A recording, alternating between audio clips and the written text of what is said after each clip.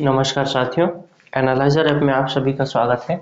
आज देखेंगे हम 36वां वीडियो लेक्चर और संसद से संबंधित 9वां वीडियो लेक्चर।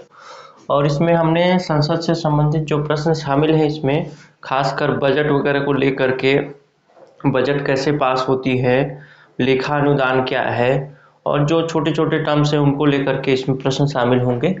तो आइए देखते हैं पहला प्रश्न। ये वीडियो काफ़ी महत्वपूर्ण हो जाएगा अगर आपसे बजट से संबंधित प्रश्न पूछा जाता है। तो कल हमने धन विधेयक से संबंधित सारे आयाम को लगभग कवर किया था, आगे कुछ चीज़ें बची होंगी तो वो भी कवर करेंगे। लेकिन बजट से संबंधित प्रश्न जो होते हैं कठिन प्रश्न माने जाते हैं भारतीय संसद में, क्योंकि इस पर लोग उतनी अच्छी से तैयारी नहीं करते। तो आप कोशिश करिएगा कि वीडियो को पूरा देखिए और समझते हुए चलिएगा। आइए देखते हैं पहला प्रश्न।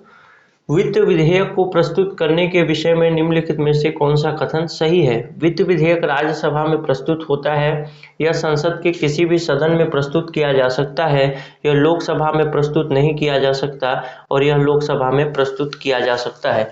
तो इसका आंसर हो जाएगा यह लोकसभा में प्रस्तुत किया जा सकता है। और जब मैंने विधेयक के बारे में बताया था तो आपको बताया था एक विधेयक धन विधेयक और एक बताया था वित्त विधेयक। वैसे मैंने 4 तरह के विधेयक आपको बताए थे कल वाले वीडियो में, धन विधेयक, वित्त विधेयक, सामान्य विधेयक और संविधान संशोधन विधेयक। इन 2 विधेयक के बारे में मैं ये बताया था कि ये दोनों लोकसभा में प्रस्तुत किए जाते हैं, लोकसभा में ही प्रस्तुत किए जाते हैं और दोनों ही राष्ट्रपति की पूर्व मंजूरी से ही प्रस्तुत किए जाते हैं। धन विधेयक के मामले में मैंने आपको ये भी बताया था कि धन विधेयक पर पूरा जो अधिकार होता है वो लोकसभा का होता है, जबकि वित्त विधेयक पर लोकसभा और राज्यसभा बराबर भागीदार होते हैं इसके संशोधन या पास कराने की प्रक्रिया के बारे में। आइए देखते हैं अगला प्रश्न। बजट पर संसद के नियंत्रण के विषय में निम्नलिखित में से कौन सी बात सही नहीं है? बजट के निर्माण में संसद का कोई हाथ नहीं होता। संसद को समेकित निधि पर प्रभारित व्यय को बढ़ाने की शक्ति प्राप्त है। संसद को राष्ट्रपति की सिफारिश के बिना कोई कर आरोपित करने की शक्ति प्राप्त नहीं है। संसद को राष्ट्रपति की सिफारिश के बिना किसी कर में वृद्धि करने की शक्ति प्राप्त नहीं है। तो इसका आंसर वैसे बी हो जाएगा, संसद को समेकित निधि पर प्रभारित व्यय को बढ़ाने की शक्ति प्राप्त नहीं है। समेकित निधि शायद पहली बार आप अभी सुन रहे होंगे मेरे वीडियो लेक्चर के दौरान, लेकिन समेकित निधि को ही संचित निधि भी बोला जाता है, जिस पर कल बात भी हुई थी। तो इस पर जो भी मंत्रिमंडल मतलब या वित्त मंत्रालय जो होगा, संसद ये बजट बनाने का काम तो वित्त मंत्रालय का होता है। वित्त मंत्रालय जिस जिस मद के लिए यानी जिस जिस क्षेत्र के लिए, जैसे रेलवे के लिए मान लीजिए 500 करोड़, उसने कहा कि 500 करोड़ में हम ये काम करेंगे, बजट बताया गया कि हाँ अगले 1 साल के अंदर, यानी अभी मान लीजिए 2021 चल रहा है तो 2021-22 के लिए जो बजट प्रस्तुत होगा उसमें मान लीजिए बताया कि 500 करोड़ रुपए हमने रेलवे के लिए अलॉट किया है और इसमें हम रेलवे के विकास के लिए काम करेंगे या फिर यात्रियों को सुविधा देने के लिए काम करेंगे। तो जो संसद है 500 करोड़ में से कम कर जरूर सकती है, मतलब कम करने के लिए बोल सकती है कि आप इसको कम कर लीजिए, या कुछ अपना विचार या चर्चा करना चाहे तो कर सकती है, लेकिन इसको बढ़ा नहीं सकती। यानी 500 करोड़ से 600 करोड़ नहीं कर सकती, लेकिन 500 करोड़ से 400 करोड़ जरूर कर सकती है। तो इस तरीके से इसका आंसर हो जाएगा बी। और बाकी जो सेंटेंस है उस पर भी आपको ध्यान रखना चाहिए। संसद वैसे बजट बनाने का काम जो होता है वित्त मंत्रालय का होता है। और आगे देखते हैं अगला प्रश्न। निम्नलिखित में से कौन सा एक संघीय बजट की तैयारी और उसके संसद में पेश करने के लिए उत्तरदायी है? यानी कौन सा विभाग या कौन सा मंत्रालय इसमें काम करता है? तो इसका आंसर है आर्थिक कार्य विभाग। आर्थिक कार्य विभाग किसका भाग है? आर्थिक कार्य विभाग है वित्त मंत्रालय का। वित्त मंत्रालय के 4 विभाग होते हैं जिससे बनकर के वित्त मंत्रालय बनता है, और वित्त मंत्रालय के 4 विभाग में एक विभाग है आर्थिक कार्य विभाग। ये क्वेश्चन पूछा गया था शायद यूपीएससी में, तो आपको इसको ध्यान रखना चाहिए। कभी कभी अगर आपको अंग्रेजी में पूछ दे तो इसको डिपार्टमेंट ऑफ इकोनॉमिक्स अफेयर कहा जाता है। आइए देखते हैं चौथा प्रश्न। यदि वार्षिक संघीय बजट को लोकसभा द्वारा पारित नहीं होता यानी जब बजट पेश किया जाता है और उसे लोकसभा पास नहीं करती तो आगे क्या स्थिति बनेगी। तब की स्थिति क्या बनेगी, बजट में संशोधन कर वह दोबारा पेश किया जाता है, सुझाव हेतु बजट राज्यसभा को भेज दिया जाता है, संघीय वित्त मंत्री को त्यागपत्र देने के लिए कहा जाता है, या प्रधानमंत्री संघीय वित्त मंत्री को त्यागपत्र देने के लिए कहा जाता है, प्रधानमंत्री अपनी मंत्रिपरिषद का त्यागपत्र पेश कर देता है। तो इसका आंसर हो जाएगा डी, प्रधानमंत्री अपनी मंत्रिपरिषद का त्यागपत्र पेश कर देता है। और ये आंसर क्यों होगा उस पर थोड़ी सी बात करूं मैं। देखिए, जो बजट होता है लोकसभा में पेश जब होता है तो लोकसभा में पेश होने का मतलब ये है कि बजट आपको मालूम होगा कि साधारण बहुमत से पास होता है। साधारण बहुमत से पास होने का मतलब ये है कि ये साधारण बहुमत से पास बजट भी होता है, और साधारण बहुमत यदि सरकार के पास है यानी सरकार विश्वास में है। ये दोनों बातें आप शायद इंटरलिंक कर पा रहे होंगे।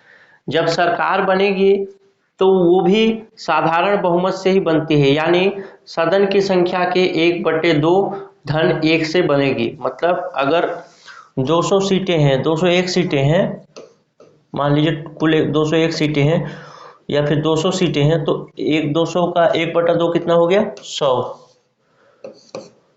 और 100 धन 1, अगर 101 सांसद जिसके पास होंगे लोकसभा में उसकी सरकार बन जाएगी। और यही चीज चाहिए बजट को पास होने के लिए भी। तब की स्थिति में हम देखते हैं कि साधारण बहुमत से सरकार भी बनती है और साधारण बहुमत से बजट भी पास होता है।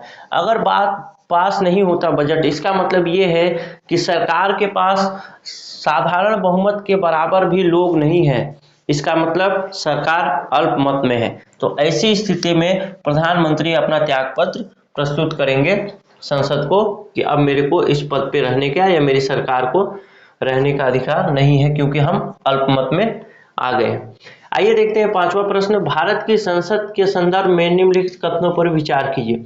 गैर सरकारी विधेयक ऐसा विधेयक होता है जो संसद के ऐसे सदस्य द्वारा प्रस्तुत किया जाता है जो निर्वाचित नहीं है किंतु भारत के राष्ट्रपति द्वारा नामनिर्दिष्ट है। हाल ही में भारत की संसद के इतिहास में पहली बार एक गैर सरकारी विधेयक पास किया गया है। सरकारी विधेयक और गैर सरकारी विधेयक में जो अंतर है उस पर हम अगर बात करें तो विधेयक जो प्रस्तुत होने की जो प्रक्रिया होती है या विधेयक के प्रकार की बात करूं या पेश होने के तरीके के बारे में, तो दो तरीके का होता है, एक सरकारी होता है और एक होता है गैर सरकारी। सरकारी और गैर सरकारी में बहुत बेसिक अंतर ये होता है कि यदि कोई विधेयक मंत्री के द्वारा पेश किया जा रहा है तो वह सरकारी विधेयक होगा, और कोई विधेयक मंत्री के द्वारा पेश नहीं किया जा रहा है यानी किसी भी सदस्य के द्वारा पेश किया जा रहा है, या वो मनोनीत हो या फिर चुन के गया हो, तो वो गैर सरकारी विधेयक होगा। बस यही बेसिक डिफरेंस है जिसको आपको याद रखना चाहिए कि सरकारी विधेयक किसी मंत्री के द्वारा प्रस्तुत किया जाएगा और गैर सरकारी विधेयक किसी मंत्री के द्वारा प्रस्तुत नहीं किया जाएगा, अर्थात एक सामान्य सदस्य के द्वारा प्रस्तुत किया जाएगा। तो इस तरीके से पहला सेंटेंस अगर देखें, गैर सरकारी विधेयक ऐसा विधेयक है जो संसद के ऐसे सदस्य द्वारा प्रस्तुत किया जाता है जो निर्वाचित नहीं है किंतु भारत के राष्ट्रपति द्वारा नाम निर्दिष्ट है यानी राष्ट्रपति द्वारा मनोनीत है। तो ये बात तो गलत हो जाएगी, क्योंकि गैर सरकारी विधेयक का मतलब ये है कोई भी सदस्य जो भारत की संसद मतलब संसद का सदस्य हो, और दूसरी बात कि वो सरकार जो मंत्री नहीं हो, अगर वो कोई विधेयक पेश करता है तो उसे गैर सरकारी विधेयक कहेंगे। तो ये सेंटेंस हो गया गलत। अब दूसरे सेंटेंस पे मैं बात करूं, हाल ही में भारत की संसद के इतिहास में पहली बार एक गैर सरकारी विधेयक पारित किया गया है, तो ये सेंटेंस भी गलत हो जाएगा। पहली बार नहीं किया गया है, ये 14 बार लगभग यानी 14 विधेयक अब तक लगभग पास हो चुके हैं भारतीय संसद में जो कि गैर सरकारी विधेयक माने जाते हैं। तो इस तरीके से इसका आंसर दोनों गलत हो जाएगा, न तो एक न तो दो सही है। आइए देखते हैं अगला प्रश्न, आर्थिक सर्वेक्षण प्रतिवर्ष संसद में प्रस्तुत किया जाता है। आर्थिक सर्वेक्षण के बारे में आप लोगों को चीजें मालूम होगी।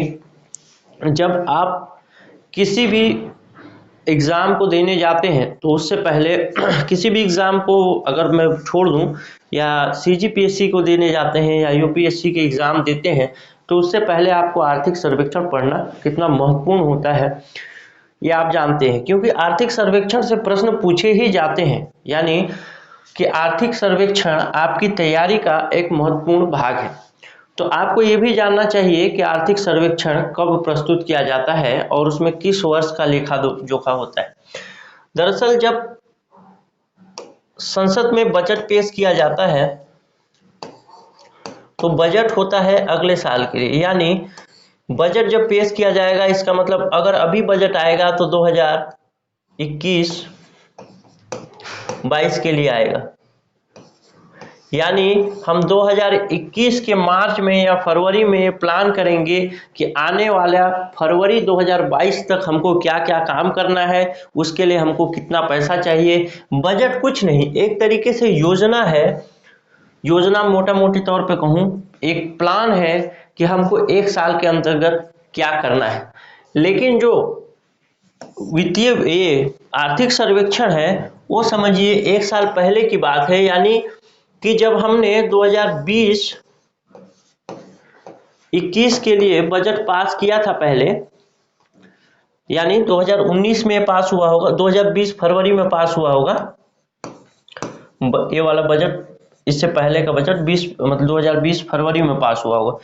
तो अब जो उसका आर्थिक सर्वेक्षण आएगा, इसका मतलब ये है कि पिछले बजट में हमने जो प्रावधान किए थे वो प्रावधान हम कितना लागू कर पाए, कितना सफल हुए अपने योजना में। तो इसका एक खाका, एक लेखा जोखा जो होता है उसको आर्थिक सर्वेक्षण कहा जाता है। तो आप एक चीज ध्यान रखिएगा, जो भी वर्तमान समय हो रहा है, चल रहा है, उससे एक साल पहले का जो भी लेखा जोखा होगा उसको आर्थिक सर्वेक्षण में पेश किया जाएगा और उसके आगे के एक साल बाद का जो भी हम योजना बनाएंगे उसको बजट में पेश किया जाएगा। तो ये कब पेश किया जाता है, इस पर अगर बात करें तो ये पेश किया जाता है बजट से पूर्व, यानी बजट पेश होने से पहले ये पेश किया जाएगा। आइए देखते हैं आगामी वर्ष के बजट के प्रस्तुतिकरण के पूर्व, तो यही सही हो जाएगा। दूसरा देखते हैं आगामी वर्ष के बजट के प्रस्तुतिकरण के पश्चात, तो ये नहीं होगा क्योंकि बजट से पहले पेश कर दिया जाता है और उसको बजट से पहले पेश करने का एक और उद्देश्य ये भी हो सकता है कि हम आगे जो बजट पेश कर रहे हैं तो हमने पिछले साल का जो बजट पेश किया था उससे क्या सीखा है और किस तरीके से हम पहले से बेहतर बजट इस बार प्रस्तुत कर रहे हैं। तो आइए देखते हैं अगला क्वेश्चन नंबर 7वां। लेखा अनुदान संघ सरकार को अनुमति प्रदान करता है। तो किसकी अनुमति प्रदान करता है लेखा अनुदान? संघ सरकार को। सार्वजनिक ऋण लेने के लिए, भारतीय रिजर्व बैंक से धन उधार लेने के लिए, राज्यों को अनुदान प्रदान करने के लिए या निश्चित अवधि के लिए भारत की संचित निधि से धन निकालने के लिए। तो इसका आंसर हो जाएगा डी। अब लेखा अनुदान के बारे में थोड़ी सी बात अगर हम करें तो लेखा अनुदान क्या होता है? जब संसद में बजट पेश होता है, यानी लगभग फरवरी के महीने में जब बजट पेश होता है तो उस बजट को पास होने के लिए लगभग 2 महीने का समय लग जाता है। यानी 2 महीने तक सरकार के पास पैसा नहीं है। अब वो राजकाज या फिर जो वेतन देना है या बहुत सारी चीजें हैं, खर्चे हैं कई तरह के, उन खर्चों को कैसे मैनेज करेगी? उन चीजों को मैनेज करने के लिए सरकार उन 2 महीनों के लिए पैसा उसको चाहिए। तो सरकार एक लेखा अनुदान प्रस्ताव पेश करती है संसद में और उस लेखा अनुदान में जितनी राशि रखी रहती है, सामान्यतः अगर हम देखें तो 12 महीने होते हैं एक साल में। तो 12 महीने में 2 महीना जो है, 12 महीना का कितना भाग है? तो 1/6 भाग है। तो 1/6 यानी बजट में जितना भी पैसा लिखा गया है, बताया गया है कि इतना हमारा बजट है, उस बजट का 1/6 भाग सरकार निकालने के लिए, उस भारत के संचित निधि से निकालने के लिए संसद में एक प्रस्ताव पेश करती है जिसको लेखा अनुदान कहा जाता है। लेखा अनुदान पास होने का मतलब ये है कि सरकार अब लगभग 1/6 पैसा भारत के संचित निधि से निकाल सकती है। आपको मालूम होगा कि भारत के संचित निधि से पैसा निकालना सरकार के बस में नहीं है जब तक कि भारतीय संसद उसको अनुमति नहीं दे दे। यानी 1 रुपये भी यदि सरकार चाहे या प्रधानमंत्री चाहे कि 1 रुपये भी हम भारत की संचित निधि से निकाल लें, तो 1 रुपये भी नहीं निकाल सकते जब तक कि भारतीय संसद उनको अनुमति न दे दे। तो इन 2 महीनों के लिए यानी फरवरी के बाद मार्च अप्रैल, जब बजट पास होगा तो मई आ जाएगा या फिर अप्रैल लास्ट तक पास हो जाएगा। तो ऐसी स्थिति में पैसे को मैनेज करने के लिए, सरकारी खर्चों को चलाने के लिए लेखा अनुदान का प्रावधान किया गया। तो निश्चित अवधि के लिए भारत की संचित निधि से धन निकालने के लिए लेखा अनुदान लाया जाता है। और इसके पीछे की कहानी भी मैंने आपको बता दी कि 2 महीनों के लिए सरकार के पास जब पैसा नहीं होगा तो सरकार कहां से काम करेगी, उसके लिए लेखा अनुदान का प्रावधान है। आइए देखते हैं अगला प्रश्न। संसद में लेखा के लिए वोट आवश्यक होता है जब सरकार का व्यय राजस्व प्राप्तियों से अधिक होता है। ये लेखा अनुदान की ही बात की जा रही है, याद रखिएगा। जब बड़े कार्यक्रमों की वित्त व्यवस्था हेतु जिसमें बहुत अधिक मात्रा में धन की आवश्यकता होती है। तीसरा, जब सामान्य बजट के समय सीमा के अंदर पारित होने की आशा न हो। उपयुक्त में से कोई नहीं। तो इसका आंसर हो जाएगा सी, यानी जब सरकार बजट पेश करती है उसके बाद 2 महीने का जो समय होता है, यानी सरकार अगर फरवरी में बजट पेश कर दे, फरवरी मान लीजिए 12 तारीख को बजट पेश किया गया फरवरी में और 15 तारीख तक ये बजट पास हो गया, यानी 3 दिन में ही बजट पास होगा। बजट पास होने का मतलब ये है कि विनियोग विधेयक पास हो जाएगा। विनियोग विधेयक क्या होता है? तो विनियोग विधेयक के तहत ही सरकार पैसा निकालती है भारत की संचित निधि से। यानी विनियोग विधेयक का पास होना ये माना जाएगा कि बजट का कंप्लीटली पास होना स्वीकार किया जाएगा। तो अगर मान लीजिए 3 दिन में ही बजट पास हो जाता है तो अब उसको लेखा अनुदान करने की जरूरत ही नहीं है, क्योंकि उसको तो पैसा मिल गया। लेखा अनुदान का पूरा जो उद्देश्य है वो एक ही उद्देश्य है कि जो पैसा सरकार के पास काम चलाने के लिए नहीं है, बजट पास होने में अभी वक्त लगेगा, 2 से 3 महीना या जितना भी लगे, उस समय के लिए सरकार कैसे मैनेज करेगी, अपने खर्चों को कहां से पैसा लाएगी, तो उसके लिए वो लेखा अनुदान लाती है। तो इसका आंसर हो जाएगा सी। आइए देखते हैं अगला प्रश्न।